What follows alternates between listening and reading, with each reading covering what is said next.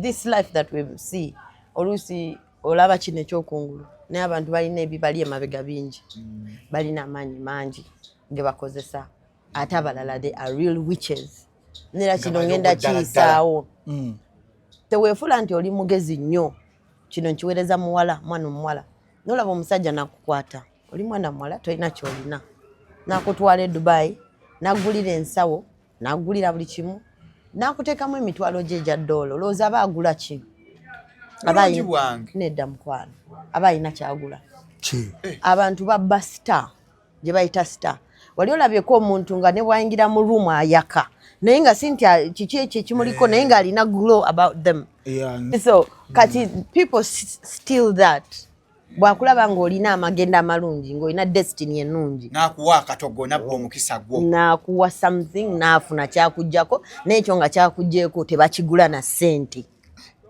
nolaba omuntu eyali ategeera nga takyategeera nga bw'ogambye nti avaako nogamba bambi omuntu anywa nnyo enjaga oba anywa nnyo omwenge nga waliwo ekintu kye bamuteekamu ekijust kumudisorganizinga nti kyonna kyonna okubaliri alina okukwata oba abeere blessed oba abeere wakabi oba abeere something important ne bakugjamu eryo ekkubo mutegedde naye nga yazze kumponya naye we yagezaako okumponya ate byaddamu ne binkuba nnyo kati ne bintamira ddala waliwo omugezi ajja akuwonya omusota guli kati bwe yajja nkubeera nga agenza okumponya nansaba miliyoni ameka ne mugamba wali musangoma bano bantambi abagezi tali musawo akola ali mu miliyoni 2 agenda kuba baleka gawjere kupozi gaze Zimbabwe sayina vali miliyoni 2 nyingi nnyo okuwonya omuntu nze ne mugamba we naawona nja zikuwa ate binawona byanuma nnyo byankuba more than before he came kati bantama saagala sitaani newe ndaba akabugo nkasamba newe ndaba akantu nga kefaanaganyiza nka beri n'okwocha ebintu byokya saagala shandaraba sitayamako omuliro mu linnya lya Kristo omwana akatondo tubizala ajja kuba omujirani abantu bangi bo balowooza mu ddagala lyaffe ery'obutonde okuva edda abantu bakozesanga nkola ya kizaala gumba mu India omuti guno gukozesebwa nnyo nga enkola eya family planning ate era naffe ku Biva Organic bangi batera okutubuuza teminayo nakyo family planning ku Biva Organic tugukozesa omuntu tujja ne tumulagirira bulungi bw'asobola okugukozesa ate enkozesa yagwo nnyangu oil ono ayamba nnyo okukola ng'enkola ey'ekizaala gumba ate nga yeesigika omuntu etajja kuleeta side effect era gwe omukyala ayina mugamba nkozeseza enkola endala ate nezintiisa ni mutyono mulungi nnyo okukola nga birth control method ate eri reliable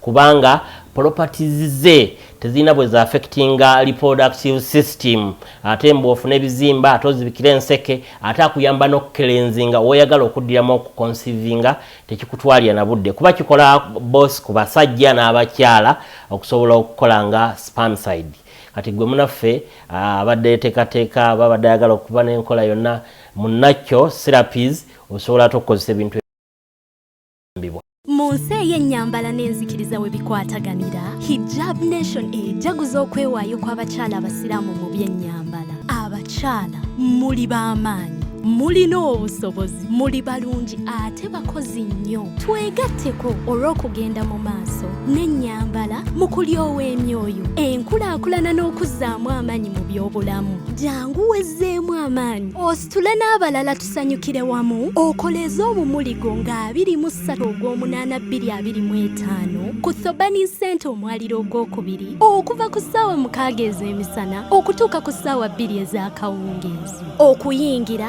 emitwalo 5 gyokka ne miliyoni 2 emmeeza ey'abantu 8 jjukira buli nnusu eyamba Hijab Nation empowering Muslim women biwagiddwa Mimi's Glamour Palace Right Now Print Creations E-Corp Juice Sanctuary Mami Gadgets Flory Flower World Jeje Sounds wamu ne Rashida Veils and Makeup.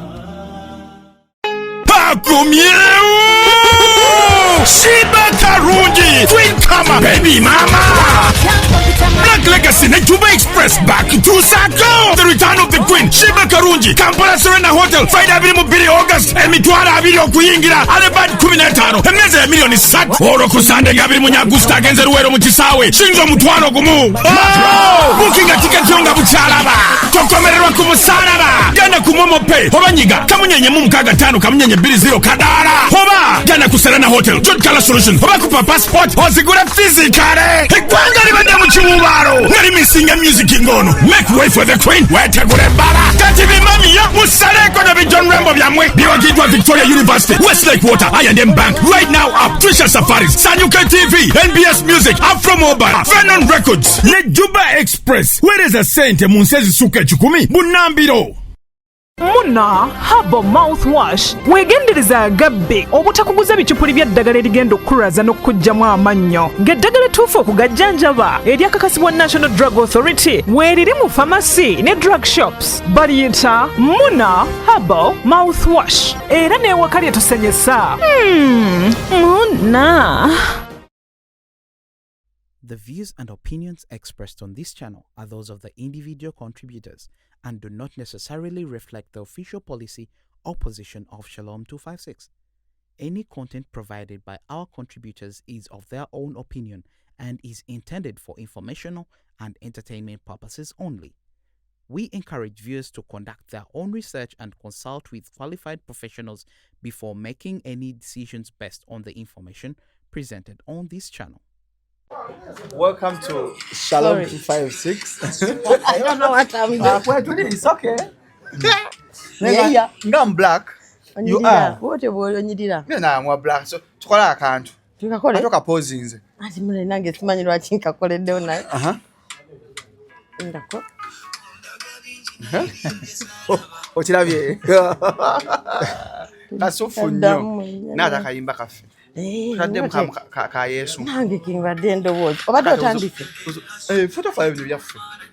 Lwe na content. Kankwaddemu. Onsanyusizza. Okay. Osegedde. Top striking ate gwe kenyini. Sisobola. Nkateeke. Nali ya Yesu. Tutandikirawo. Wetulimba ku Shalom 256. Nokola mu sign zo. Kado kayimba ka Yesu sebo. Naye signs zali azimanyi. Ezaffe barapa. Okay. Wali wakikuba. Amina. Atutandike ne webalemesa mina. Welcome to Shalom 256. It's happening we tugamba. Kaswe kigambo is happening manya oli ku Shalom 256. Don't forget subscribe gwa katwe gatako. Ate gwa subscribinga. Notification bell kaseko bengo funa each and every upload. For a beginner yakafuna simu yakafuna wifi yakava mu komera nga bamusiba mu covid.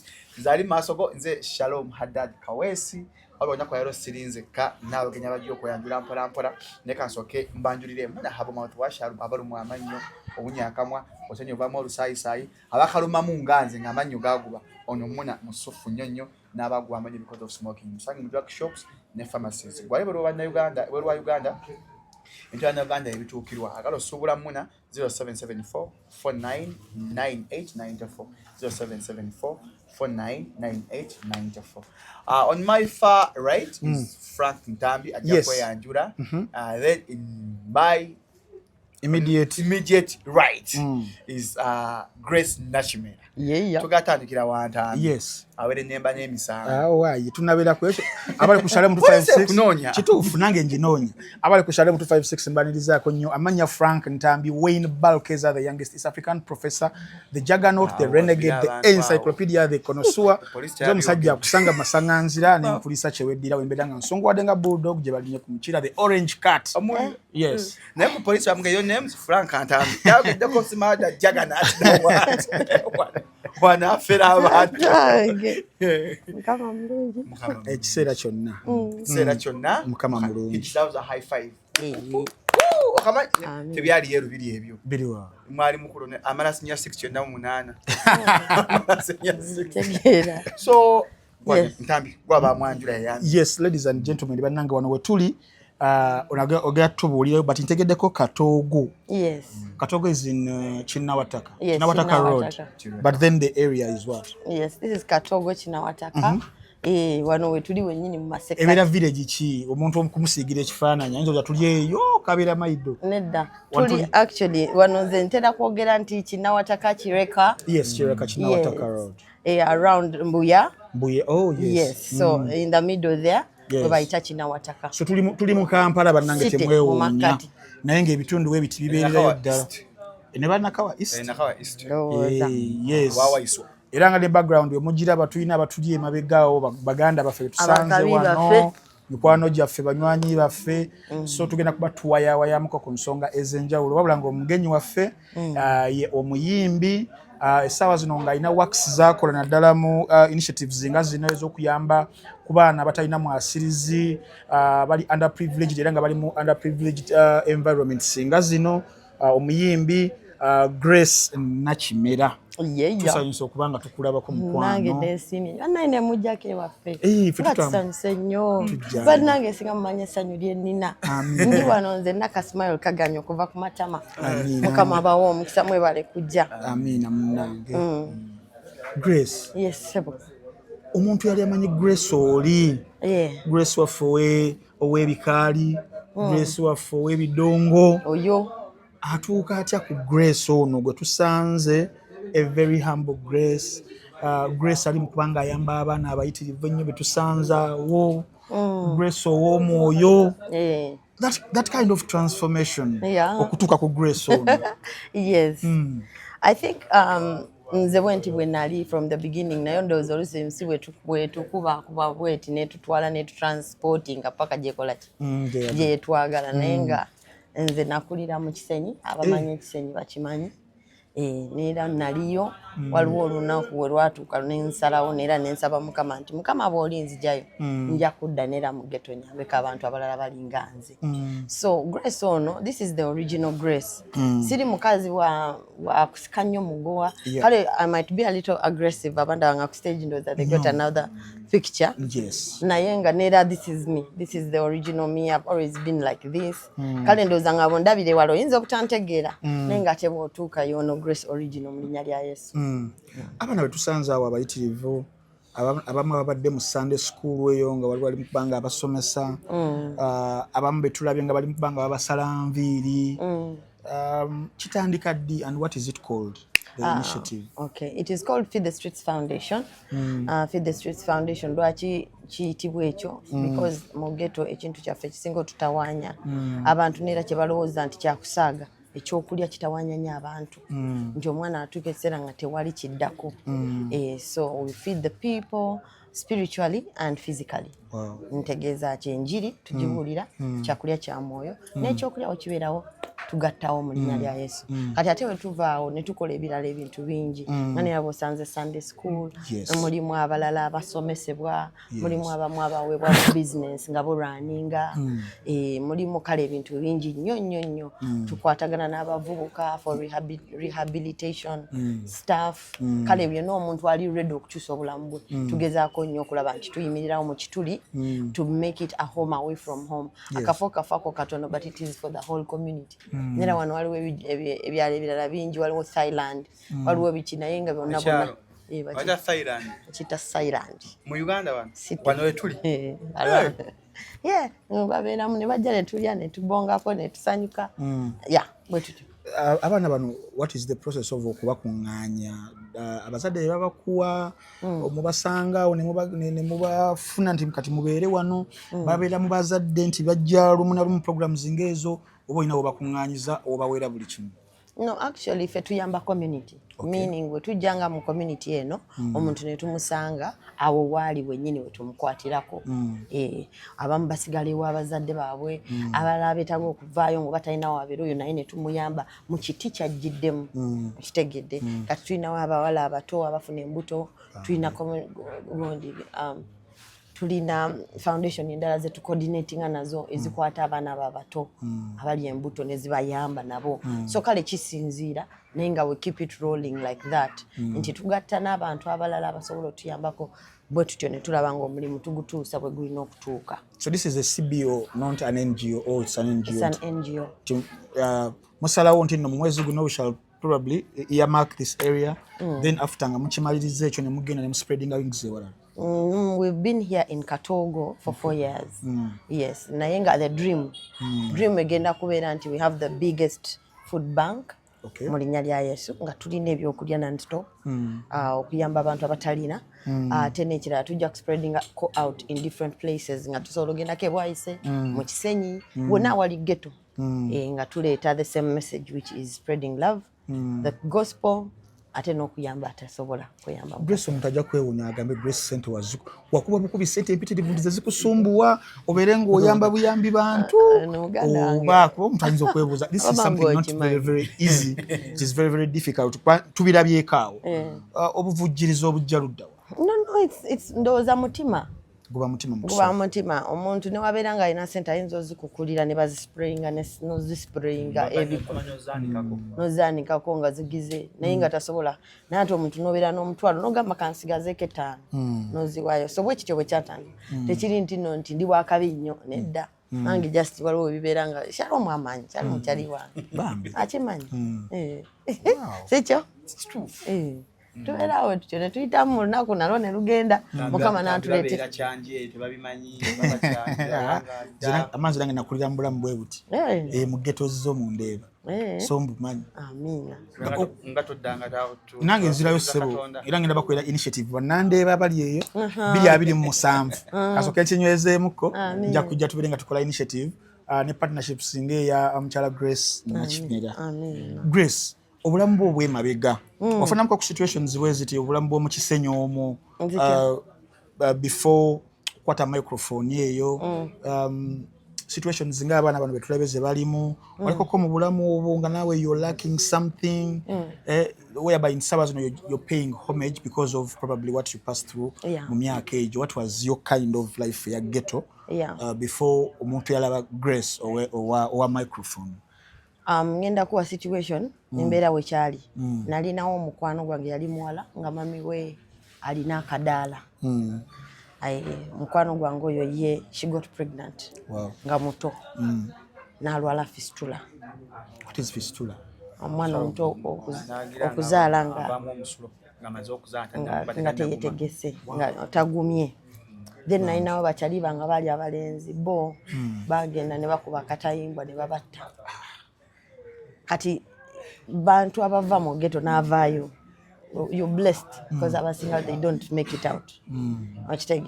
But I remember days when nera by the way abaana b'omu ghetto bali sharp nnyo tuli bagezi nnyo tetulina osobola kunteeka ne wannema ekyo nkyebaliza Mukama because of the skills that we learn. But I remember a day I got there because of a certain situation. Mzee wange bambi alina embeera gye yayitamu ne tusooka ne tufiirwako ebintu ebyali awo ebingi bye sijja kugendamu ne I ended up at my grandma's place. Naye nga waliwo katabbo kati I remember days like 3 days nga Syria. Gatoli. 3 days. Wachali mwana muto bango limwali osensa. Nali 12, 13. Teenager. Yeah. So teenager. Omuntu ayinza okwebuuza why Grace. I remember nga oluusi ngenda kwayo a deep story because it's real. Sagala bitereko oluusi nyinza obeera nga sijja kufuna space kubisharinga. But I would go to some restaurants. I wash plates and they give me food. Yeah. So kyenkola nkitegeera and it means a lot that omwana omuwoki okulya that night ekiro ekyo ekyeggulo ekyo oyinza omusevinga ebintu bingi oyinza omusevinga okuyingira okwetunda oyinza omusevinga okuyingira okuba kibayinza omukubira n'afa oshegeera. So ekyokulya kirina it is a simple plate of food but it means a lot. So bwe ntyo bwe nasurvivinga nempitamu Mukama nampisaamu naye nze ndowooza neera yampisaamu lwa nsonga. It wasn't a mistake. Yeah. Ne mwobo obulamu obwo bw'onnyonnyoddeko in terms of education, did you get that adequate education? Because I didn't go far. Naye ekyo kiba kingize walire nkugamba nti abaana bali mu ghetto bali very sharp. Yes. Nze ebintu ebisinga nabiyigira ku TV, ku screen. I can speak any language. I'm very fluent. nenga ndi wakabistede Raira. yeya Nakati you didn't go for about your accent. anti kati kyekyo kyenkubuusiza exposure. Yeah, I traveled nga bisinga later on. n'omuntu agenze mu ssomero because bantu banyina bagenda mu masomero naye n'avaayo nga bw'atyo naye nga tosanga omuntu wa street ng'ebintu bya yes tugiyita University of Hard Knocks yeya gye wayitamu ekyo yeah, so kale nembeera nga I've learned a lot of things. I've had to teach myself a lot of things. Ntwayinza okugamba oluzungu lungi naye nga neera kyekimu sigala kyekimu. In Zambia, you didn't go for in school. No, I didn't. Like I'm shocked. Because your accent, ibintu byokola amagezi oli mukyala mugezigezi onzikiza mu Susan Gretchen Gambia atandise agamba simama monuli yanyi gotera okwogera gundi Monalisa simama monuli America gundi Marilyn Monroe yali anyirira nawe omanyi Marilyn Monroe yes yali wakabi mukyala tugenda wakulira mu eri advance tomanyi monuli naye gundi alo mumbuza No, I think one thing, that's the thing about me as well. Like, I get to a situation, nenchuka I revamp myself. Chebaita revamping. Into the city now when tuka odembera stuck nti okay kale nali manyi kuyimba ko kakati sigenda kola chintu kirala. No, I know very many other things. I know how to farm. I know how to into real estate. Manye byokuzimba byonna. I know many things.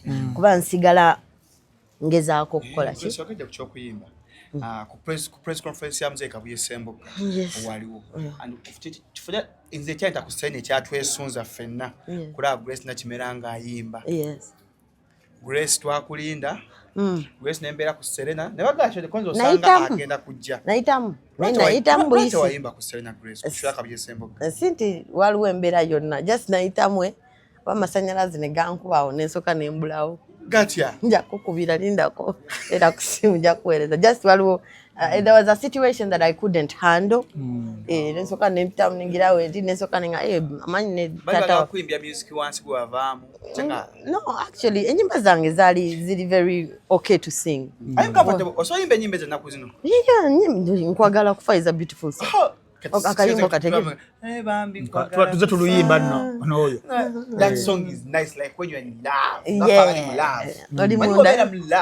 love beautiful thing to be in love to be in love oh yeah no matter what find love somewhere or in love yes lemera mu love feel mu love toba mu love yes chatwa unsafena wait ya tunda shot people had expected but when interview we can't wait for Grace Nakimera to perform at Serena. Your story was so beautiful. Abantu baga story of Grace. TV zaziko pane zimba story yange. The blogs.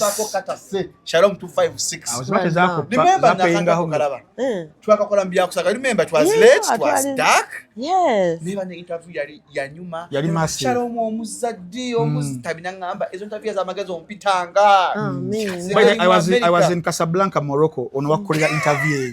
When Najira baningamba I have to jet in so that the next interview tukikola babiri nange nera twesimye kubanga mutu ntambyo kubanga twali Casablanca Morocco ne Casablanca ye Morocco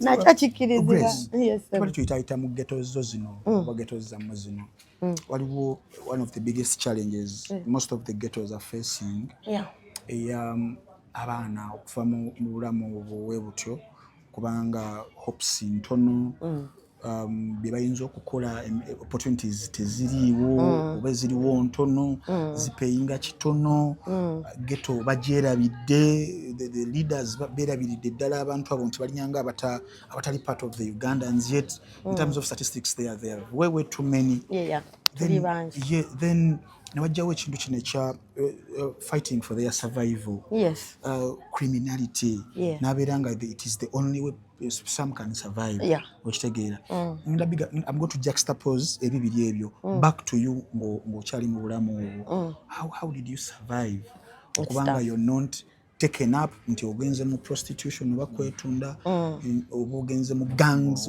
ninga tebyaliwo then novaayo ng'omuntu essaawa zino ali very inspiration n'okubanga essaawa zino osobola okukola ebintu ebyo okubanga biyamba ku baana how did you survive criminality mu biseera ebyo? Well, it's a big challenge. It's not a challenge. I said very few people make it out. Alright, kubanga muno stories. Some of my stories are a bit graphic. Naye yenda kuchogera nga bwe kiri so that you get the real picture. Mulimu abaana ngolusa abawala bayita mu nkubo muno tuziyita nkoero. Ngayita nkoero. Munkoero ngayita munkoero. Enkubo zino zaffe mwe tuyise. Nkoero. Kendo kasange munkwero kaise munkwero wa so naitamu ne bamukwata abamu ne bafuna sirimu abala ne bafuna embuto kati mulimu so much going on naye kati kyekyo lwaki nkubiriza bannayuganda kino nkubiriza nti onzomanyi waliwo ne bino nti mukama nsase ngenda kyogera nga bwe kiri nti tulinde government etuyambe no gwe Uganda niyamba muno omulala mu busobozi bwo each one help one. Yeah. Tolinda ati government eri busy tugambe. Naffe bannayuganda tulina okuba nga tusobola okwekolamu emirimu bwegiti. Eyo kitegeera kiringa muntu gamba government ejje tuyambe etwerere olujja. Gwe kennyini gezaako nga bw'osobola ky'osobola okukola ki okikole. So that's why for us na manager wange oyo gwe nkola naye amuyita Mr. Samuel L. Jackson? Samuel Sengendo.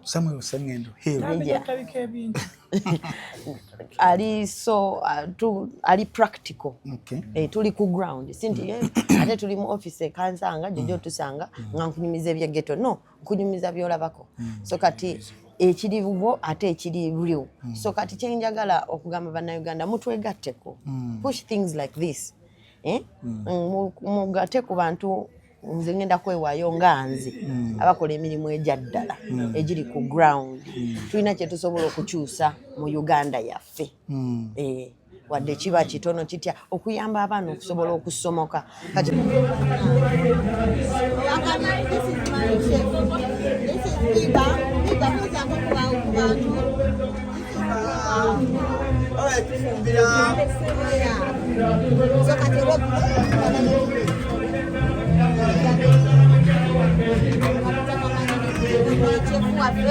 for your choir leader, Mamita Brenda, the most beautiful. Mamata. The most other beautiful one. Mamita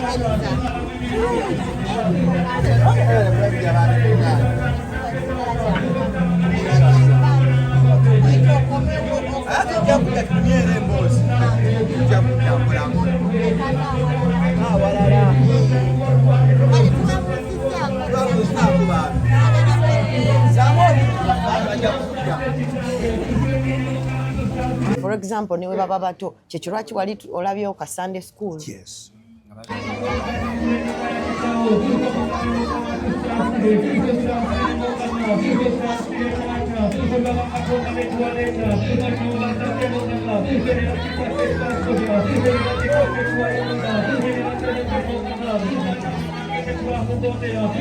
Omwana omuto oyo ayingira gang nga muto myaka 7 ne bamugamba agojjamu mu dinisa omusobola okuyita muyingira ogulewo. So for naffe we have started early. Otulabye otutandikidde we start early nti watuukira eno nga at least mundamu ye mulimu Katonda kubanga ffenna Katonda yatukulembera ng'asobola okugamba ekyo kibi sijja kola ki sijja kikola. So I welcome people to join. Nekera Katonera kwawo. I read somewhere nti criminality ono abeera naddala these areas zino weziti ate waliwo bannaffe abamufunamu ate abamuvujjirira abeerewo kati obalaba omuntu nga gwe Grace azze okuba nga osanitizinga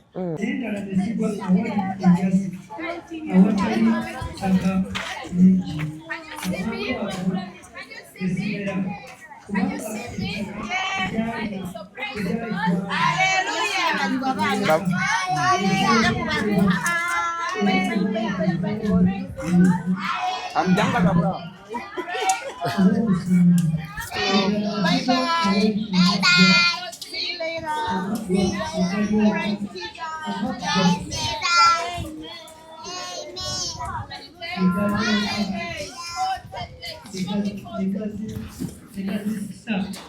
nezitabala bibala mwana mpoto gwe basala endala nezigwa ku ttaka eddungi nezibala ebibala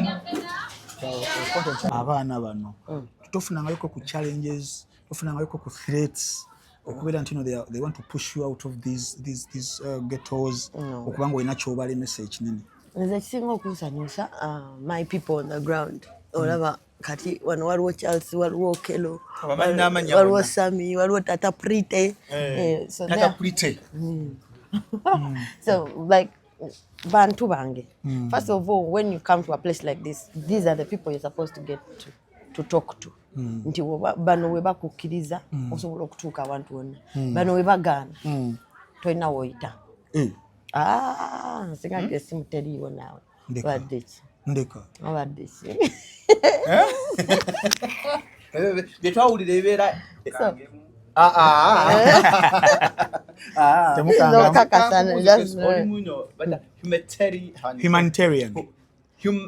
humanitarian works sorry yasamira muli ntange nja ku example tudeka enewalala your colleagues abasinga bonna bali mu 10 years 15 years 20 years 50 years twajinafuya buli ayeza emyaka 10 obadde okola ki okuba ngoma 10 years of drumming osikuba tetunamala ogaba naye twagala kudda wa muziki twagala kola yosho gambe katani mbayisa abantu wa Grace Nakimera 20 years of grace kati twali mu 20 years 20 years of grace twatoka 20 years of grace ku Serena kagenda endongo weri zikuweguli legacy weri nyo mutindo wakawalye okumi omutindo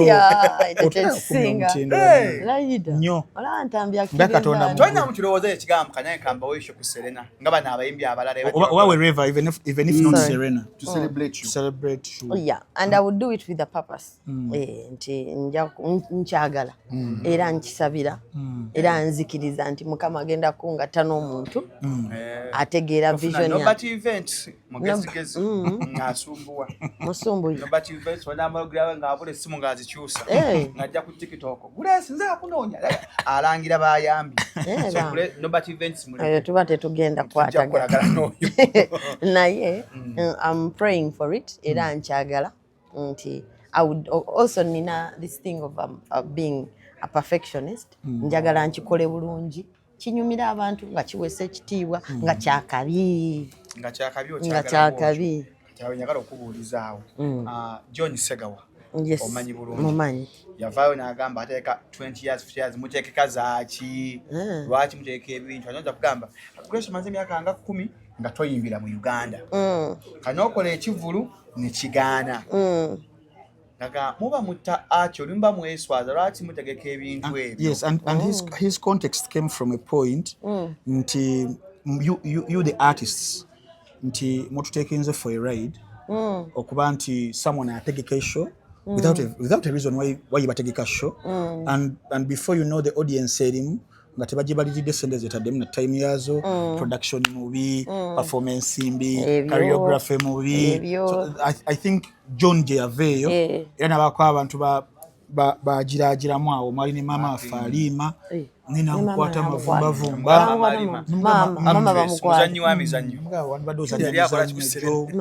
ebintu webitu mama bamuchekinga mukwatira ko ddala tanadda nangulu kati otwogerera tukolera interview eno tanadda akyali mu kimbewo kya Mustafa naye yes naye kati nga tukiteeka ku kikyo you said something that caught my attention of being a perfectionist perfectionist mu industry yaffe tubatwalanga abantu ab'olugezigezi kabamu yes and John is one of the perfectionists may I call them purists purists of art era nga yegwa omu kwabo okubeera nti nno when was your last show it's a while I'm not good with dates but it's a long time yeri yasembayo ya 2010 yonga wala nnyo wala sijukira myaka nze mwana mu bansi yona yona n'okujja ku munkenke onyambanga Mukama nga senior 6 baba ne simu yange nga kuba luyimba era ogenda kumpa sente tambi muto tambi nga kito bambi aliwo muto ono ebigambo bikozesebwa obidibuudo olono 2011 yali mu P7 naye mwenkana mutabana tuli bato nero buto busingika kati atenze ndi mukuru wono kyoka nayo ise entambi y'omuto kikola so okukisaminga up yes you're a purist or a perfectionist omuntu tagambe nti no Grace muli so selfish mu abayimbi abali badde ba saving the last we are having for the industry because the industry is going astray. Mbonema mugirekeredde tetuwulirako ku ddoboozi ya Grace bane tutereze wano as the gatekeepers abayinza okufiirira the art omuntu akirowooza embwatu. No, I think that kino ekintu Uganda simanyi bantu bagirowoozako naye Uganda yaffe. Everyone is entitled to do what they want. Okay. Art is free. Nero mubira omuntu kantu ne kajja nenga anfuukula notambulira ate muna enoyitawo kati art is like that. You can't overplan it obambo ate gobere gatekeeper ngamba nti ono ye yandiisewo no mukama gwaba wadde omukisa nere ekyo nakyogerako sometime back nengamba nti mulimu n'abantu abeefuula ba gatekeeper ate nga balemesa ndabakubanko kola tuli kuita ku gate eno tusigalako the big abayimbi mbo fe twayitawo fa balina okubaawo tabala musigale eyo naba pushing la big gundi temugenda kutuuka eno mwakitegeera ekyo nakyo kibi iso nze ndowooza nti as people share themselves over their art over their experiences tubaleke ekyokubiri just abayimbi babeeremu kino nti kola ekintu nawe kyomanyi nti 20 years or 5 years or 10 years tikijja kuswaza. Okay. Gezaako. Si kyangu because waliwo obuyimba bw'olyanga just kawemula naye nga ate kayiseewo. Naye gezaako okulaba nti okola omuziki nga naawe n'otula mu baana bo ne bakazannya abaana ba myaka 15 totandika naye mu kuzannya biki ebyo mujjeeko ate nga music woogwa mweyimbira kubanga obuyimba butuukayo bwo. I know. So me, I'm proud to say that if my daughter hears Chivakuchi, it's still a beautiful. Chivakuchi, omutima changa. Chivakuchi, omutima negutujja. Yeah.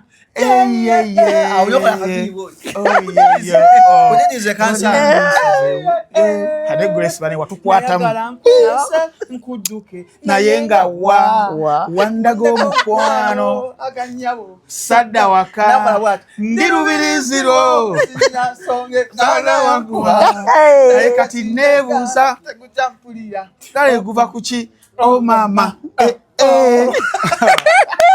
Banyanga ali eyo nkujikisokenya kubivo natural products sanga omembo Dr. Senjove abalina bizimba mu lubuto mwezi munugwaje gwa abakyala oyina alusas fibroids yonna natural family planning wekali ugende mengo opposite masanga namwe abasajja ka wake up call bane bakatuletedde wekali kakoze ku bantu nga Roni na mutwala yo nga bamugaya mu kisaawe ne kale sawa zino akamirwa bina ka wake up call je kali wa Biva organic number Biva 070 0752 60 24 27 Chanye Grace Nakimera ogedde kyo ngamba ali antu abeta ba gatekeeper atenga balemesa okujja bwetwakala interview manzi nasoma comment oli nagamba Grace oyo waliwo abantu abamuzizika one nasoma comment bwe yali competitor wa Cindy if they are to compare people abali bakulu ngabaga you say Cindy Grace Nakimera nga muri giamu aba nga mu monopolize nze waawo nga tebyali era we yagamba mwaba comparing Cindy biti temumanyi Grace Nakimera no antu bagamba gwe yali atwala Cindy ngombuzi otulo abanya agamba era njoga tiba wandika Cindy yakola kyamanyi okupushinga okujja mu ndongo n'agikulemesa babyogera biri mu comment notya nogenda mu America nga Cindy akusinzize yani bambi no Cindy is a beautiful soul mukumumanya nze birala ebyansanga byali birala nakubuulirako nenkuwa kahora kange notya nakulaba abantu bona batya nange natya nimva nembuliri nensoka ntula kwa bwera ndowooza omusoto ogwo ngamba wai tegujja gyendi agwe toli wa musota oli wa komera ekintu ekyo ekyasi how were the times you and the times when you and the competition how was it? This is what I think about Cindy. I honor her. I think she's brilliant. Akuba omanyi fetuba twogera ekintu nga bwe kiri. She can sing, she can perform, she has maintained it. she's great. Yep. Ate nera ne wabeerawo ne Shiba, naye Shiba wakabi. Wakabi mu vibes ze otegeera ayina. Shiba yajawo oli. Yeah, I think Waliwo so. kyakubamu. Si nnyo. Bashiba yajikanye Shiba yajani musinya 1. 2012, Twala musajja 13. nyonye ku ice cream. Yeah, that was. Waliwo kyakubamu. Si nnyo. But so I think nze mukulabo kwange Simbi wakabi ne bonna abaana basinga bolaba ne Karoka Sita wakabi Winnie Nwaji wakabi Azawi wakabi oshegera all these are very different. The thing They're is gifted differently. Yes nze kyendowooza nti everyone is different and unique in their own way. Kyekyo lwaki nze bwe mba nnyimba nti ngambye kuyimba it is Grace Nakimera. You can't confuse me for anybody else. Nera sola gamba nti ate kati I'm competing this one or that one. No kuba nze I'm independent in my own vibe. Noli naye wakabi mu vibe ye. So meaning nti when I share this light ate tekitta light yange. So people should think like that. When I light this candle, all of us we can. Yes. Yeah. Abasinga tunga bachegwedde mu gatekeepers nambi yakyogedde. Twagala feffe kaba ino okuyitawo. Yeah. Ngawe kyali nga wazikiramu ko industry yamusigalamu Sindi abane bajjamu kati Bashiba beerwanyeeko wali atabalamedde wansinga tabembi abasinga baize resistant bwaba music yaganye genda wekwata akatambi kate kale bagane okwogera ku music boogere katambi bambi kyakula bulungi back in the days ebintu ebinamwe byaliwo babikolanga. And starting around part of the bigger picture industry for survival, do you support stunting around? No, I don't think it is a good idea because kituuka ekiseera nekikola ki nekifa. Ntegeeza ki naddala when you're using your body or whatever ebintu ebyo kale oyinza okuba ng'onyirira kituufu nga kyekiseera kyo to shine but I think even mentally oyinza getting spoiled. Back in the day we were taught hard work man. Gendo okubeera serious tosobola kukola bintu bya kisirwe nga nera abantu bakusuubira nti when you get to the stage you're going to deliver, you're not just going to shake your nyash. Okitegeera abantu baba bakusuubira nti your grace is coming but she's bringing something to this event. Naye kati okutuuka ekiseera ate nga gonna wamu tojaawo kubanga oleeta kino oleeta gundi yokka. Nekirala wolaba nga music aganye teweeyambula omanyi kyoba okola ddayo ewammwe ndowooza waliyo kataka limenyaanya. It is allowed. No, it is allowed. Ennyanya zivaamu sente blood. Tugende mpola omuyimbi woyimba ng'oli mukyala ng'olaba biganye. Yes. Teweeyambula. Yes. Genda kifo kiri ku ID emabega ogenda olima akanyanya n'obukamulali buno bumanyi buno bulipiri buli mu sente okusinga okweyambulira abantu. Anti kati ojja kwonoona oyonoona osanga you're not even supposed to be on stage. Your destiny is not there. Okitegeera ate ne bw'oyimba n'okikuba kati genda kuwa math kankuwemu ka math waliwo oyimba n'okikuba n'otandika okulya nga ennyimba tezitambula nga bwe zirina kutambula sooka owumuzeemu. Ntegeeza ki kino kyentegeeza video ya milioni nga meka si 10 sawa zino 8-10 kisinziira mulimu n'abasatu abalina ssente lekale 10 average. A very good video. Yes. 10 something audio eri mitwalo jongaga ku milioni 2 ezo 12 okitegedde owakabe okitegeera kati bw'otuuka ekiseera nga milioni 12 ozirinako access. Yes. Nze nzimbamu obuzigo nonsasula omanyi bless ekiriwo kati tukola karumu kamu okazimbira nsente meka wakabi kanzu kulya keki 8 nenamwe mutya nnyo ate katya kanzu kulya keki 8 karumu nedda taata kamu akamu kabanga mmeka ayinza okajja mu 15 oba okamazi nga totadde mu bathroom ya munda. Kati Grace gwe bw'okyo bw'okiraba najja kugamba sizikoleredde ntadde akatambi kayiseewo sugar daddy ansiimye namta ku 4 points wanatwala kuweza video wanatwalako sugar daddy amanya milioni 3 za bwerere ostegeera kati mbasi kula losi yonna abamu tebajja kuyimba mbagala kuyimba bakikozesa linnya lyambu muyimbi ayongere ku market ye gyakozesa then kati oyo abeera mu mulimu mulala oyo totumubala nga muyimbi. That's not an artist. Omuyimbi oba nze bwe twakulira nga bagamba keep your legs closed Abayimbi. Yes, man. Mukwano kati mwe mwaka tena kuzine Kampala mocheri eti. Open your legs, you have a hit, you have airplay. Nze nkola interview. Abala bagamba ekibatu kiri mu industry grace. Ekibatu kino. Ekibatu. Wali mpako. Tolizala kati ngaye tuzze wano. Agakola ko interview mpako. Nze ne nkusaba, ntambi nakusaba, jebbi wa kamera nakusaba. Kandi enkwanye makona ali ku NBS nenaga nange mpako. Ne makona tolizala kalema. Tolizala kalema. Mwete mwebaba gamba nga close your leg kati batugamba open your legs get airplay. Kati ekiriwo. Kati ekintu ekyo kikyamu. Nze wendo woleza nti kikyamu. Kikyamu kubereka lemesa abantu. Lindako kati wako na aitawo. Lindako kati. Interview. Twena okasete twena hit. Wano ntambya nyo bibi watembe etanga. Bajja musa mu comment. Ntambi nakusiba ko omuyimbi. Ayimba nga success card. Nyimbira mu kayimba. Nyashi. Ntambi yamuleta mu scene.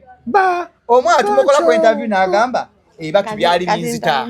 Ebatu Omwana nga then the cat because I'm a professional guy. Abantu bamusabe ebatu. Ngokenda ku radio emu ebbunga owoku gate n'agamba gwe ayimba kali soko ndabe nzi ne namba ya atoyo omwe nasingako. Nogena munda mu luyimbo omukyalo omu. Bw'olina okuwaako abantu nga 10 yakola ku Stenson Edge. Oluyimba lw'okuyitawo.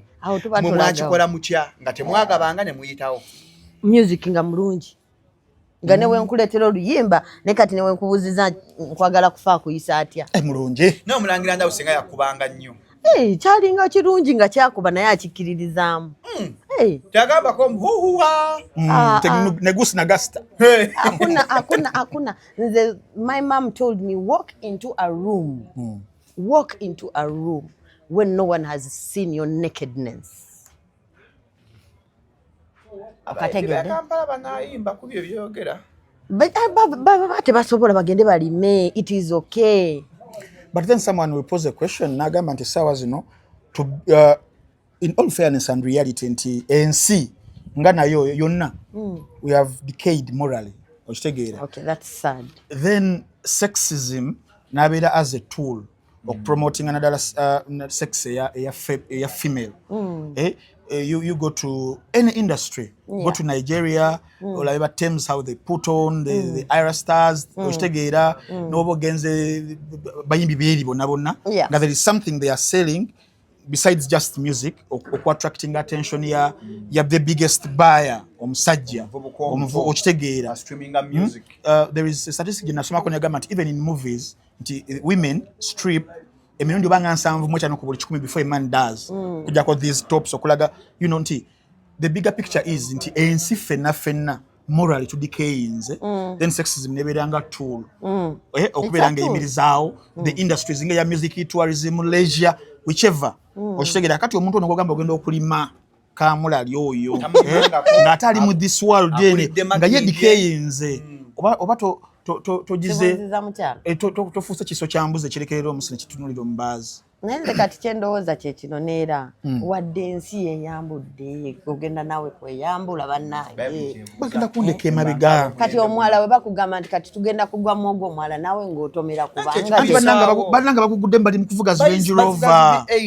Omwana agudde wa apartment ye yeti nado mulimu gwa myaka 24 tena mulimu gwakola na Range Rover eri personal number plate yaguza amaka kati gongamba okyambuza ino mbiri omulungi ngano kweso mbiri gwange mpitewo nkolera mpiteko tumuliza kubali banansi enyimba zikuba enyimba the song is nice nerukomaawo because oganye okwako producer naye nga bannange mbabuli abakyala bannange era nawe ajjanga utandika va mu bino mbu bakuteera bwe kibato nawe n'owaayo ojja kuvayo n'akasagazi oveyo n'emizimu n'emisambwa oveyo n'ebisirani oveyo n'essirimu n'obwana bwe batagenda kulabirira ge mazima ga reality temwebuzaabuza afe twekuuma twambala obupiira oyo Grace akaddi ebiki byayogera tomanya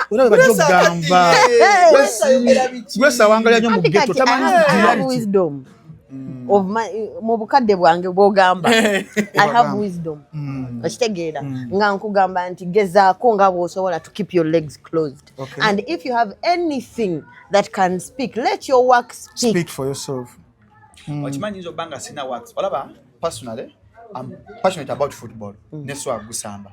Waliyo omwana aliyeyo nga ayagala okuyimba. ng'awulira akyagala naye ng'ese omuyisaawo talina ddoboozi naye ng'alina ebbeere alina ebbina talina ssente naye nga waliyo omusajja agafranka nti aminfunire ekisajja ekigagga tulabye kwano music gwe bapise wantu n'abantu nga tamanyi kuyimba baliye ku salaama eyo nga tamanyi kuyimba naye ng'afunye ssente azimbye okukozesa kyennyina omubiri gwange anti oyo ali mu professional ndala eri ogitegedde eya how much oyo mulimu gwe siguyingirira sigumanyi nnyo nze njogera ku music gwe mmanyi muyimbi kitegedde kuba oliye waabeera ng'ali mu bizinensi ye etaggwawo tolina kyosobola muga ayo sigimanyi neera bansaasire ate nga bakabi mbagala nnyo bambi kuba buli omu aliyo olwansonga okitegeera naye nze njogera ku muyimbi bw'oba oli muyimbi yimba bw'oba tosobola kuyimba bireke genda okola ekintu ekirala kyokola ki kyosobola kale bwe mba temulimye mugende mukole ki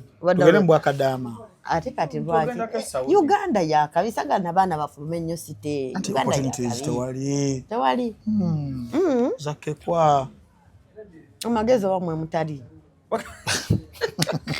agala okumulako ng'oli mu America agala kujja mu Uganda oli Dubai agala A&B olunaku lumu 15,000 ayagala ya wiki mwezi jja ku JFK Apartments and Outside Chanja Road Kalonda Rise number esimu kweri awo esa 0744 enamba ogiraba awo Kalango jango osule shot badawo ne private chef akufumbire mmere muze osula naffe cyane Grace Nakimera ku Shalom 256 Grace yes Frank Ntambi wedi barukeza yes Grace kankubuze ekirala oli kyakulabirako kyamaanyi nnyo a pillar of industry eno okuba nti essaawa zino 2025 music wavuga sebo buli omu apozinga kyabadde akola nasobola okuba nga awuliriza essaawa zino music ne industry okutwaliza awamu ndala nkubuuza ekibuuzo kiri like your view industry because in my own opinion ndaba nga aserengeta industry eri mu kukiririra ddala ate nga mwabaali gisavinze mulimu mwafuna calls endala era ziyamba ensi okitegeera what can save this industry okubeera nga tegenda kubulirayo kubanga ebyaddala singa abeera mulwadde mbadde nsibanga nkyogera abantu kibayisa bubi nti wabeera industry wabeera mulwadde ali ku ICU kiyetaaga kupikamu musaayi muyitirivu nnyo agenda kugwa what do you think can save if you think like me nti ddala erimu ICU what can save our industry good quality stuff kuddayo ku the basics good quality stuff ekintu wekibeera nti natuve mu kubina ebintu by'okugegenya nti bw'obanga ddala amazima oli mukubi waraga mukube mu bwaraga bwe oba oli muyiiya listen to Maddox still makes sense why because that was good music okitegeera ate si bikadde byokka no guy erinnya lye musonyi wesirima Aronex anakayimba ki cheche final wankupima kwani that's good music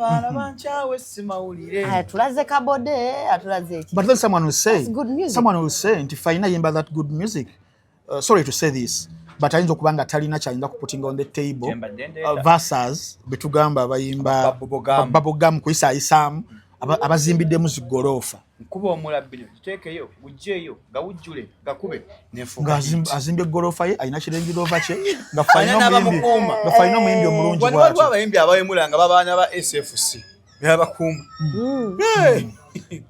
naye oba nina okusooka nzireyo kontegeeremu ebito ebimukuwadabika ndi walala manyi waliwo okkiriza nga amagezi galabika mangi gesinapiikinga ndabika nemedde nnyo mu ghetto kansooke nkole ki yes so Grace nti ogattako kano tubadde ne situation some 5 weeks ago where there was a debate a radio presenter my friend Dr. Kwef came out to caution a few artists abagufudde omugano ng'ogw'ensi okubanga bawemulira mu nnyimba bawemulira ku platforms era ne backlash yali y'amaanyi nnyo nti baamukuba ne bamubuliza ne mu ttaka bamunyimba okitegeera their arguments were nti buli omu atunde kyalina kyaffe kirina abakirya okitegeera but then the bigger picture is nti industry at the end of the day ekiririra ddala wansi so ne tubeera nga tuli mu position of tuleke buli omu atunde kyalina amazeewo kyalina because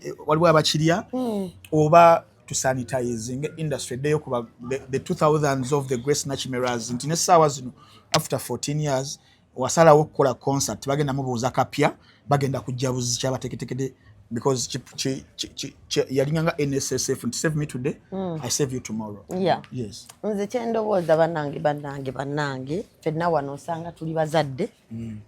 Tuli bazadde.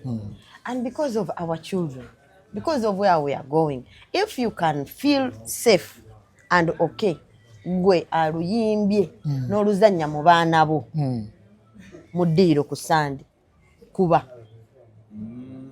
But then Grace, one omuntu yandi kugambye nti no music buli music wa product ntebako it's niche nti enonga wakubanga ragga n'omukubira fa ab'ebidongo then abasoolo no bakubira onyambanga mukamu ba okitegeera nti omuyimbi ajja later that argument nti sola mukubira abaana bange naye ate alina waagenda basobola okubanga bamu accept kati ababa noboononeke kyogamba okanya kayimba kenkubye sikanga bange kamba kipige mu gate no ntiseka abato sokolinde kati ndindako njagala nina kyembuuza so let me keep my children safe but let yours get destroyed. No this music is not for children, it's for adults. Tebajja kula balina we bakujja okoma tebagenda kula then their minds will be ready to receive such content. Abaana bo bakulire ng'owemula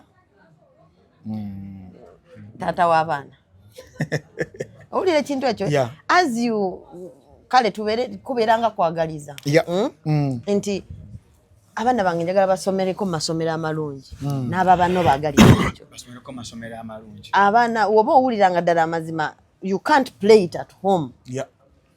Don't play it for others. Or you can't play it for your mother. Yes. Kuba kati mu ghetto wano bajja ddu kuba wali ababano bajja dduwulira. Statement enkulu. If you can't play it for your own kids, save the others also. Yeah, you have that heart. Tuleme kikola nti obanze nyingiridde industry y'abali biki. No, siyingiridde. Make sure it is the sort of thing that you can raise up on a flag and it is okay for your home and anyone else's home. Yes. Kijeyo bulungi. Yeah. Ekyala nga tuwunzika Grace tuliko biva wano. This is Nalango open market. Na kyagala okugula oba okutunda www.openmarketuganda.com. Wali ebweru oli Canada oli mu America ng'abeeza mu Uganda twadde option ya WhatsApp kabato niwe kali aka WhatsApp kaklikinga mu tu nikakweta ku WhatsApp yaffe bule ebintu tubireete tubitwala ebo Canada e Masaka ekireka enyweta kagodo katogo ne katogo tutuukayo kagodo ayagala kola ahaja agala teka posting abyotunda bulungi nnyo mpola mpola. Grace kano kino kyekisemberayo ddala tukyanyumya emboozi yaffe twanyumirwa nnyo emboozi yaffe. Okay kino kino kyange kiri personal but very controversial and you'll decide either to give a comment or not. Yeah. Grace gwomu ku bakyala abasinga powerful voice betwakaba nabo mu music industry ya Uganda in terms of the octaves zoyimbiramu kwambusa ddoboozi, you have that husky voice eyo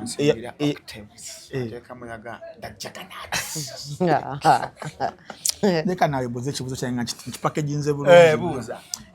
You have that voice very very powerful and those voices tezikyaliwo nnyingi nti tufuna ba entrance in industry nga 15 tuyinza kufunako ng'omu aina you know when I talk about eddoboozi ly'omuyimbi, you know what I'm saying. Mu era ya mwenga uchali very very competitive. We had Irene Nambiro, beautiful. We had Juliana Kanyomozi, beautiful. We had you. We had the likes of Feibe, yes, thank you. We had Cathay back then mu late 90s or Twaina Carol Nakimera, may her soul rest in peace. Ndi wadda Carol musujja mpulira gunnuma. We had, how do you rate Sarah Birungi? The late. I'm not very good with names unless you tell me a song. Wadda, the area Carol Nachimera.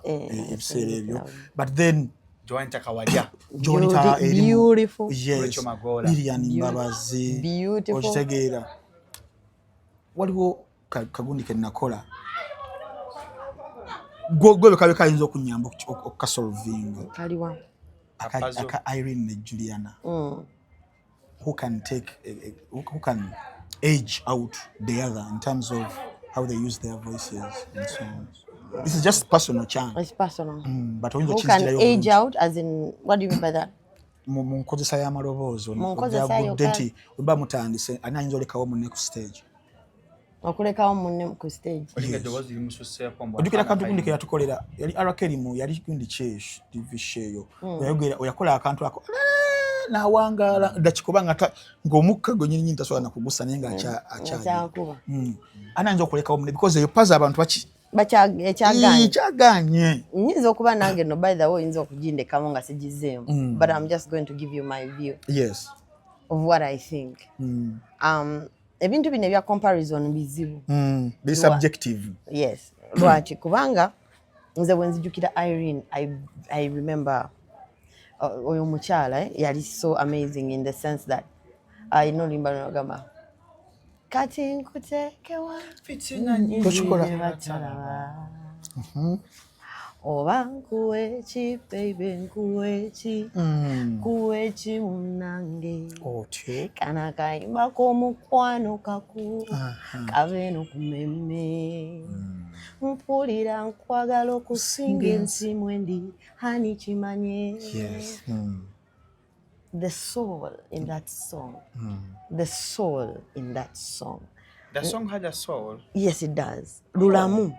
You can feel it even now. That song is alive. Wow. Nkuweeki. Nkuweeki. Gwe ddayo oluwuliza oluyimba olwo ng'oli weekozibirize. Kati mumya.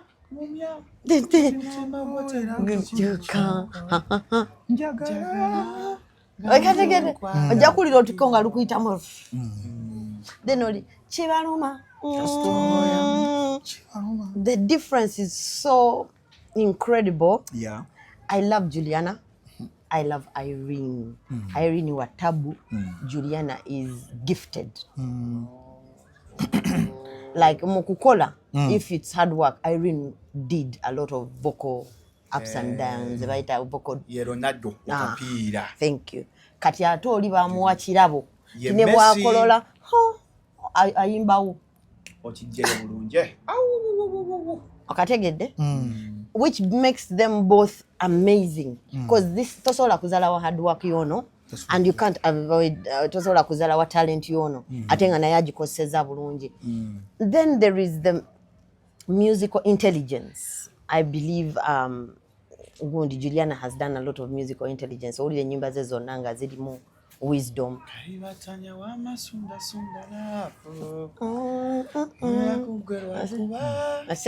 So the musical intelligence is also there because Irene now yatuka n'asirikamoko kati awo wosimanyiwo bulungi being diverse. Osanga yali diverse. So I honor both of them. Onegududde nga bagambye you have one nosijagamba one bullet okubekomu naye nga bagambye ennyonyi etokota tugenda mu music Olympics Uganda yetaga omuntu omu nga gwayina decision nga bagambye gwayina okuwaako omuntu emu flag akikirire Uganda mu music agenda competing ne ba Beyonce ba Mariah nedda gomwabo with flag waba ababiri olemesa waba kyakola akusetinga omwana oyo mubi nge kyajja okivumbye bulungi naye entanga ku mutima gwogwo gwekko kwatudde okugenda omusibya era akusetinga genda kaddamu omulabi omwana for me I honor both of them. Yes, but then chechi missing ambana bafu kubanga ekintu kya vocal ability bakivaako. Don't we have like tetukyalina ba vocal trainers ntulimu ali mu balina mu Amalogozi ba music directors vocal trainers. I can't mention one now, but I know in church mulimu abana ba training dadala Amalogo. N'abayimbi tukyafuna ba Grace. We are not getting other Grace Nakimera. Yeah. I love Azawi. Her musical intelligence. Nze ku vocals ezamu. Kaina vocal ina mavoka Azawi. Azawi wa mavoko. Nedda like munidde wagambye no halinga agamba Azawi talina voko talina mavoko no si chenjogedde but you know what I mean nga tuva mu debate ya Juliana Irene where we talked about you Malobozi bakaro nakimya tubogeddeko baani. What about Winnie Nwaji? Winaj belongs to the other second generation maybe, but in Zendikuba no. COVID babies. These 5 years. Osanga waliwo naye nga mbadde siri Ngani. But there's Tracy Mellon, you know Tracy Mellon. Yaliwa. Mukwano gwo mukwano. No, muyimbi mulungi. Kayimba chikali kawampadde. What's second there? Abali mu comment section. Yeah, but she's cool. But Chibatu. no. My question was this breed of new artists abali mu emerging. Waki tetufuna yoko ku the gondi yamwe. Pulu yamwe yeye mabiga. Kiki ekiremeseza. Anti ebintu bi omanyi naku zino ne technology yakyuka. Lulinga bagamba yimba.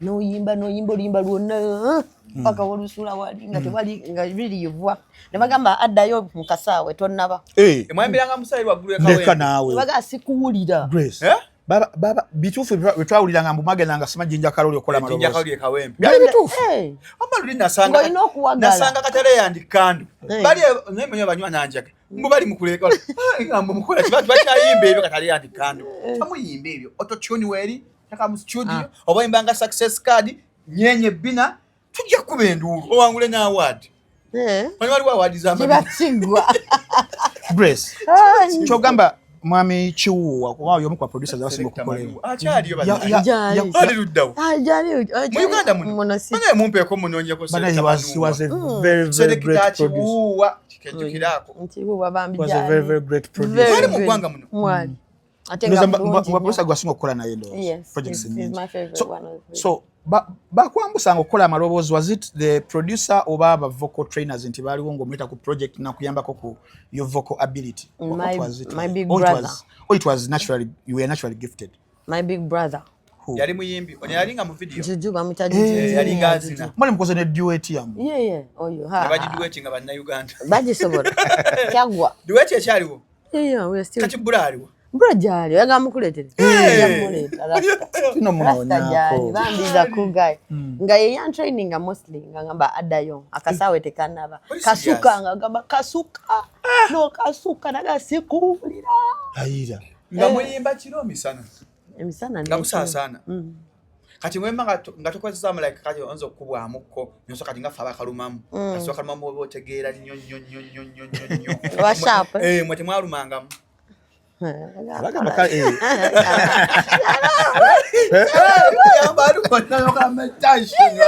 oba inoteka mu mudo oba teka mu kamudu booster ka confidence naye nalokoka naye nga waka yali wakakolanga mukko wena kuba mu mbeera sobola okukasuka ategedde atitegedde abakimanyi naye nalokoka munaye Yesu bwati muyabikola ogedde ku nsonga ya final noga abayimbi abalungi tebayireddwa mukisa Maikati na tagline ya maga your story matters. Kwa story nyingi kuba taina bwongo bukolebe. Grace up to now mu 2025 endogoli kutenkole mu music we Uganda. Bitufu. Na chaza namba tinangamba. Nemmanje nyasoro kuloga. Nga ntiba oli nyimba zo. Anya imba gondi sharo. Chusa limo. Baloze audience. Baloga ne ba audience bagano kuwa amatu. Yes. Edogoli yanjawo. Omuntu ayinza okuloga mbuuza atya how story matters omuntu asobola okuloga nakwata omuntu kati for example nze one day I'm telling you this because chaliwo one day I had a dream God are revealing abakitegeera bajja kitegeera abali mwoyo one day I had a dream waliwo omuyimbi omukyala eyajja wendi nanyumya nange mumanyi sijja mukugamba nanyumya nange najja nanzijako olugoye lwe nali nina nalwambala nampa rag ye mu kirooto kati oyo aba akwambudde ki akwambazza aba alina kyakwambazza nti newobeera mu bantu ekyo batolabika okategedde oba kyali kirooto tomanya ne Katonda yabaabali mwoyo nalose jjo nga ndi mugaga nga Bill Gates nazukuse sinadde eno story ya maanyi kumbwa mafutu katfa abali mo tustegeera ffe ostegedde then nendoto ekirala omuntu yakola bwati nali ku TV najja na rubbing face yange eve ku TV nga tolabika oba tolabika so abantu baloga kino ekintu ngenda kibanyonyola ndi mukyala mulokole ababitegeera bajja bitegeera abatabitegeera mukama bambi abawe ekisa n'okubitegeera wisdom to understand it abantu baloga obwengula ebbanga bakwata enkuba bagikwata batya abagiroze mwali bateeka mu kifuba mulala ngamba ateeka wano ku busajja kati oli yaloga enkuba ng'agende gwa saa mukaaga abantu tebannajja kyokka ng'agikwatidde wano n'abagamba ngenda kufa ngenda kuta enkuba olwajja otajja bwakyafuka enkuba yatonnya kati kangikwatemu eddakiika 3 naddamu n'anyweza abalala bagikwatira wano mu kifuba enkuba naga ate musukka omukaaga enkuba enzita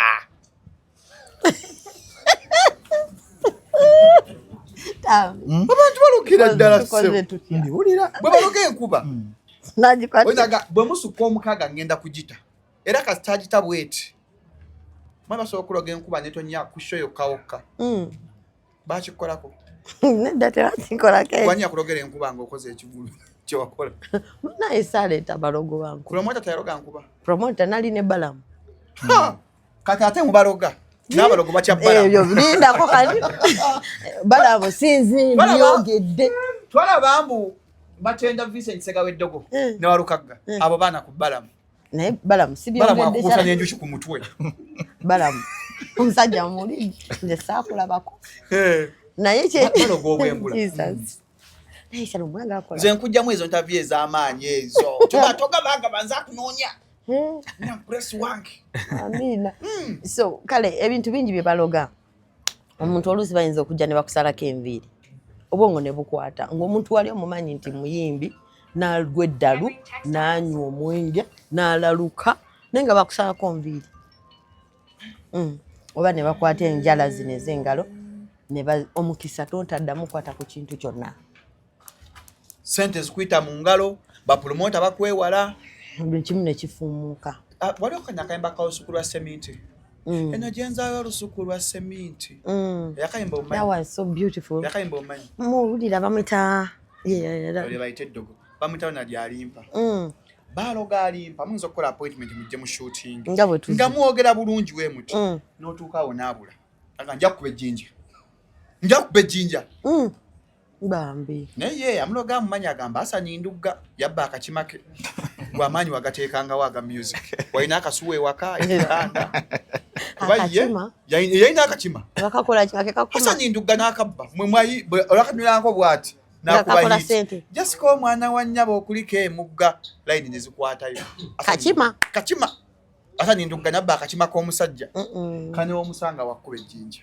alimpa yakuba lungenza olusuku lwa seminti nze njogera naye olwayogera ng'ategeera ga Shalom nkwagala nnyo tukole eddiini nagajja ku lwokubiri Shalom yani tamujjamu mukwato naye omuntu tamukwato oyo ng'azze mukuba essimu eddogo bya ddala baloza obwengula mbabaloga baki obwengula buno of course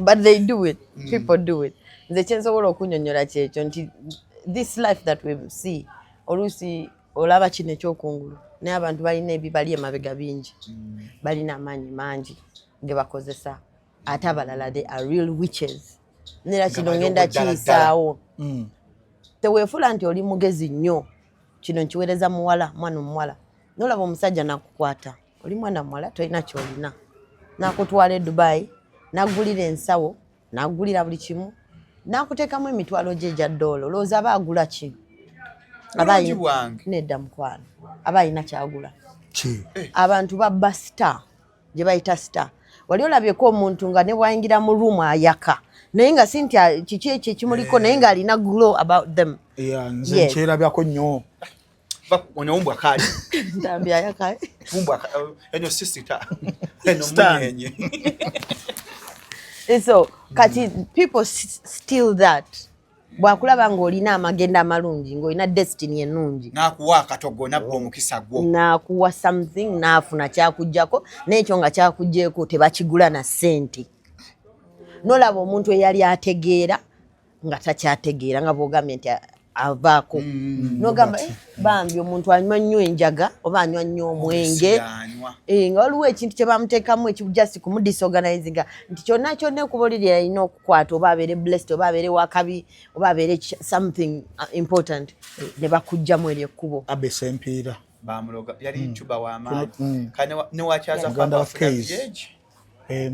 kankubuuza onye ekintu kyogedde ekyo waliwo story musajja agimpa muyimbi naye ng'alumiza muyimbi munnembu yagula ejjini limusiya muyimbi oyo sita w'amaanyi amedde emyaka nga 21 ne story nakyo gikola olw'obulamu bwange obwana bwange buto ngende embuleko olwa story nga tasoma tugamba there is no story which is bigger than your life nga bagamba abayimbi abasinga abeekuumidde ku maapu balina bye basaddaakira abamu waliyo omusawo yali kyaggwe ng'abayimbi abasinga bagendangayo era bayesangangayo gwe wayimbiranga tewalinawo kasuwa waterekanga tolina kasuwa mwaterekanga ssente oba okuyonsa omusota kubanga mu YouTube tunamu kasuwa yonsa omusota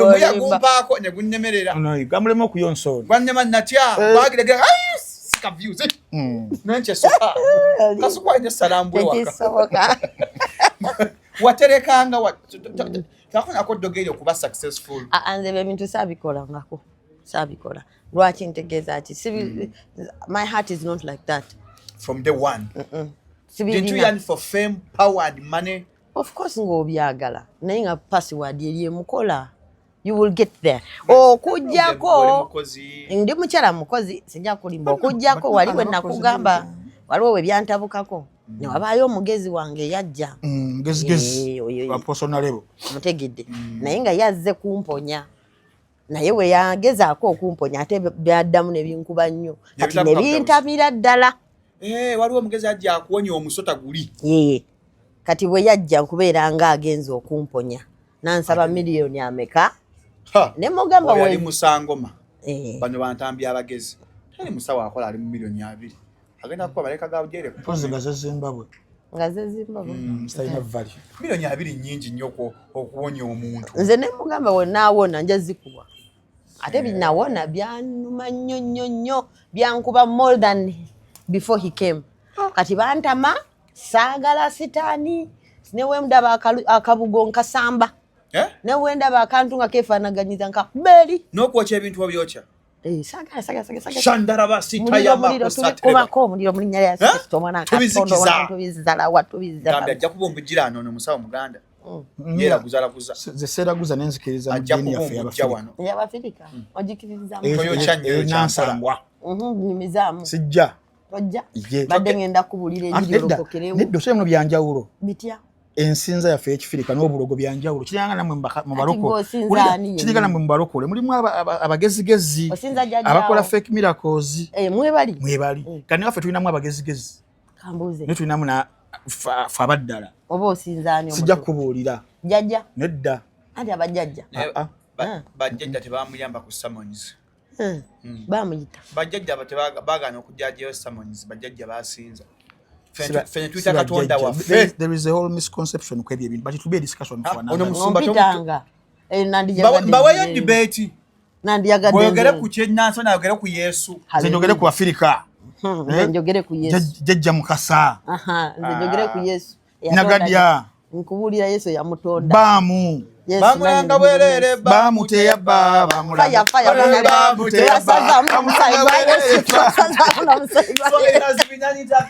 nsubira oyizeemu tusinzidde wano katoogo ekireka oba kinnawataka ene bali Katogo collections zirigo kati tulino videos omuzabi eza Grace abaana bo balaba feed the Streets Foundation body and soul ng'omubiri akunyonyaga emmere lumu enjala lyemuluma n'agenda ayozanga mu restaurant afune ekyokulya emmere nga tonnaba kugisuula eyo sooka onywa waliwo omwana alumu enjala oba aliwo omuntu etaaga okulya abamukumwe muddaano ku social media ne muwaffe ssente ffe abali mawulire kyalo omukankokyeyo naye ng'ebukanaga ewammwe waliyo abaana beetaaga okusigaye nga mutookyo yes nze mumpe bo nange ndi bubi yes omuntu omwaya naye nga n'oliyamba naye n'omwana senga ffenna tukola initiative ezo ne twegatta mu Uganda kyakola si ye mugagga asinga nga kujjaawo gw'omanyi si mugagga asinga nga taatawo sina muzungu ye Nakimera naye agamba kankwesa kanoza kyampadde ate blessinge abalala twegamu kusaka busesi kyokka Shalom munnyumira wabula beera naawe enkyukakyuka gy'oyagala sibona bulukera ne bikyuka mukko yabeeranga waka bulamu ne bukyuka munagenda ewa jjajja wanzo bo pangisa apartment najjera ebulabira nona kuso kyuka ate novaawo naye omwana wo sige nnungi Bayibuli egamba tirimbagala kya 6:9 temulekeranga okukola obulungi temulekera temukoowa do not get out of doing good temukola bulungi tovuma muntu toroga muntu toyagaliza bwa Allah akuwa talent ojja kuyimba niwona uyayuya bwoti ejja bahit bwabata yakikuwa nawone weyambula bijja traininga wiki oba ne wonologa Mene Frank Antambi Wayne Balkeza abadde obulungi nyo the orange card ne Grace Nakimera tusibule abatulaba n'obugambo bwobusembayo nadda ku initiative yafeeyo yes badde mbasaba bannayuganda muneegateko nja kusanyuka nnyo ate neyanza nnyo ssebo neyanza alawe wenkumye ekigambo kyange naganja kujja saagati mati akola ku serene ali nakuwa surprise ya Frank Ntambi okategedde bando kyetaaga eyo umbwa kali olina musibe mubuulizi maze okubira essimu omusibe kulabyeko naawe ndage wagala kunkola ki oli musibe bamutwala yayogera ebyaswaka bamusonyiwe bambi bamusonyiwe musabire sala Tambi munyalya Yesu amina munene kusinga Nimrod amina mukama kutekeka ekisa tewali buzibu bwogenda kusanga munyalya Yesu akukolera amakuba abadde watali kubo mulinya lisinga mwana katono Katonda Ntambi akusendere akolere Katonda akulagenzi ne mu Maliko mwekiri mu Maliko Mark 27:8 tekiri tanya kyogera egamba nti gwe salaga oli mujjanyiramu jireke baba Katonda kulembera asende fetali sende Bayibuli gamba ndi kulembeza malayika kulembera Ntambi kulangira ko malayika yitangala munyalya Yesu Ntambi wangule emisango Daniel ne Misat Shadrach na Abednego baba sa mu muliro waka je munola Abednego stanyo no chwenjiri yange kijonona baba teka muliro Misat Shadrach na Abednego na yomwete gwabo kyaddo bakomba Daniel bamusa mutinya kyempologoma yavayo mulamu Ntambi oli Daniel gamba ntola Daniel Isaac Atende mbwa kali how are you banaye tugende thank you